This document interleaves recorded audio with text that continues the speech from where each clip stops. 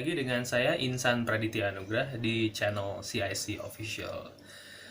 Kali ini kita dari tentunya work from home ya, dan kita akan membahas tentang absolutisme. Jadi absolutisme dan appeal to authority segala macam yang kita rasakan saat ini, di mana ada penguatan peran negara, ada penguatan peran aparat. Jadi kalau ada pelanggaran terhadap PSBB, itu orang bisa disuruh push up oleh aparat gitu. Dan banyaklah kegiatan-kegiatan yang di seluruh dunia juga dipospon, ditunda, dan tidak diperbolehkan, seperti berserikat dan berkumpul gitu. Padahal itu merupakan bagian dari hak asasi manusia tentunya kan. Jadi kondisi-kondisi darurat seperti ini memang menguntungkan aparat dan mereka yang memiliki otoritas untuk kemudian memang pada intinya mereka mengamankan, tetapi ada potensi mereka menjadi absolut. Jadi power yang mereka miliki melebihi seharusnya. Jadi sebenarnya sikap-sikap paternalistik ya yang semacam ini banyak sih di dunia profesional gitu. Tidak hanya di aparat, tidak hanya di tentara, tidak hanya di polisi gitu. Bahkan di dunia medis juga ada beberapa oknum yang kemudian melakukan medical paternalism. Jadi dia tidak terbuka kepada pasiennya dan kemudian cenderung untuk menutupi, padahal pasien memiliki hak untuk mengetahui semua hal tentang kesehatannya. Tapi karena dia memiliki nilai-nilai sendiri yang katakanlah dia ingin terkesan bijak untuk tidak memberitahukan ke kondisi pasiennya, itu kemudian muncullah kecenderungan-kecenderungan medical paternalism. Nah, dalam hal ini yang kita mau bahas bukan medical paternalism, tentunya tenaga medis di ranah COVID di jangka waktu COVID-19 ini sudah berupaya sangat maksimal, bahkan banyak sekali yang gugur. Kita sangat-sangat berterima kasih terhadap apa yang telah dilakukan oleh tenaga medis dan juga aparat keamanan tentunya, karena menjaga keamanan. Tapi yang saya mau katakan di sini adalah ada potensi korup, absolut korup ya. Jadi absolutisme dari power yang diberikan oleh masyarakat itu sendiri. Kalau kita lihat di penyimpangan profesionalisme tentara misalnya, itu mereka yang mengambil kekuasaan dari negara, itu kan berarti melangkahi supremasi sipil. Itu kebanyakan menurut beberapa ahli seperti Amos Perlmutter, Eric Nordlinger, dan David Jenkins, itu baik di Indonesia, di Myanmar, di negara-negara junta militer manapun, itu terjadi ketika ada krisis politik dan krisis ekonomi, ketika masyarakat membutuhkan stabilitas sosial ya. Jadi in order to maintain security and peace, itu kemudian mereka bertindak dengan cara mereka sendiri, dan kemudian bahkan ada yang memerintah hingga 20 sampai 32 tahun seperti Orde Baru dulu kan.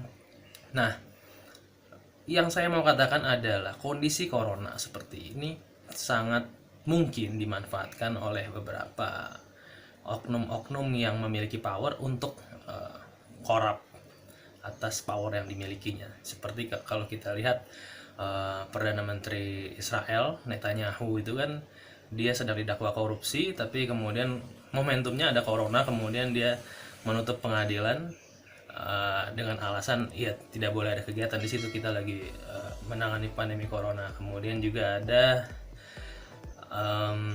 pemimpin Chili yang sedang didemonstrasi akhir-akhir ini, tapi kemudian itu Sebastian Pinera ya, pemimpin Chili. Kemudian karena ada pandemi corona ini, ya otomatis demonstrasi juga dilarang gitu.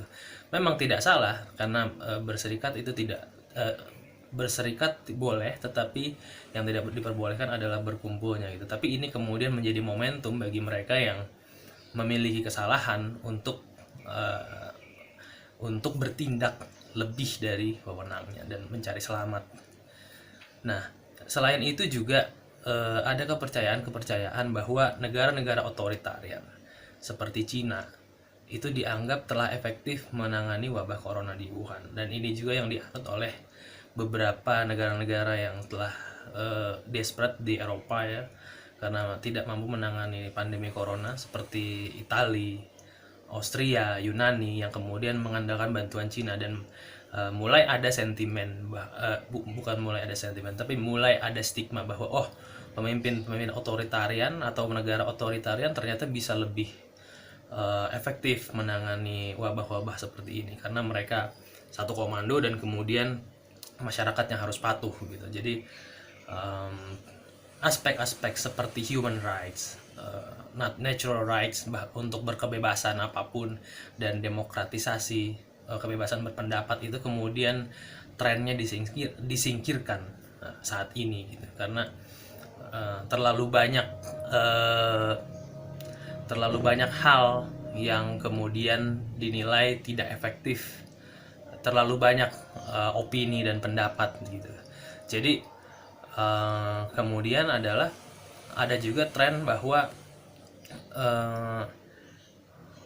pemerintahan demokrasi di Eropa kemudian envy terhadap apa yang dilakukan oleh Cina. Padahal kita tahu bahwa kesuksesan tidak hanya dicapai oleh Cina gitu, tetapi juga dicapai oleh negara-negara demokrasi seperti Taiwan, Republic of China ya, Taiwan, dan juga dicapai oleh negara seperti Korea Selatan yang telah berhasil mereduksi impact dari virus corona itu sendiri.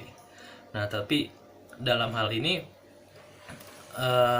aspek-aspek seperti itu, negara-negara demokrasi yang berhasil menangani corona tidak diekspos dan tidak menjadi sesuatu yang wow gitu. Semua orang keranjingan terhadap pemimpin-pemimpin yang kuat, pemimpin-pemimpin yang bisa mengendalikan masyarakatnya. Apalagi di Indonesia juga ada beberapa pendapat bahwa ini karena kita demokrasi jadi pemerintah tidak berani lockdown, tidak berani tegas terhadap masyarakat gitu.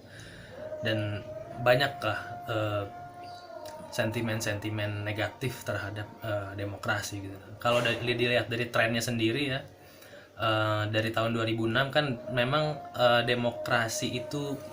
demokratisasi mengalami titik jenuh. Jadi dari beberapa negara itu sekitar 60 negara itu menjadi tidak lebih demokratis, sedangkan yang lebih demokratis itu hanya sekitar 30-an negara dari sekitar 90-an negara yang seharusnya mengikuti proses demokratisasi gitu. Jadi tapi ini perlu dikaji ulang gitu. Jangan sampai hal-hal seperti megalomaniak atau karismatik pemimpin yang otoriter gitu, kayak misalnya kita tahu bahwa Duterte memerintahkan tembak di tempat terhadap orang-orang yang katakanlah melanggar dari lockdown itu sendiri. Kemudian ini jadi alasan bahwa pemerintahan otoriter dibutuhkan di masa pandemi, atau bahkan kita harus kembali ke pemerintahan otoritarian gitu. Jadi ini pemikiran-pemikiran yang sangat berbahaya. Di Indonesia sendiri korup dari kekuasaan juga tidak dapat terhindarkan, karena kita tahu bahwa pemerintah dan DPR sangat kasak-kusuk untuk meloloskan Omnibus Law gitu yang bermasalah, karena tentunya beberapa hak-hak tenaga kerja dirugikan di Omnibus Law tersebut, dan tidak ada tekanan dari serikat-serikat buruh yang bisa secara masif mengadakan demonstrasi fisik gitu, karena semua orang didomestifikasi. Nah, apakah demonstrasi bisa dilakukan online, dan apakah itu bisa menjadi sebuah instrumen untuk menekan pemerintah dan parlemen? Itu menjadi pertanyaan lagi berikutnya. Jadi trennya semua mengarah kepada domestifikasi masyarakat dan peranan kuat. Kalau kita lihat di teori kontrak sosial itu, menurut Thomas Hobbes itu the Leviathan yang mengatur semua hal untuk menjadi dia adalah monster, tapi monster itu diperlukan necessary evil untuk mengatur masyarakat. Saya sendiri tidak sepakat dengan hal itu, dan jangan sampai ini terjadi di dunia yang sebenarnya sudah baik proses demokratisasinya. Ya, sekian analisis dari saya. Terima kasih. Salam CIC.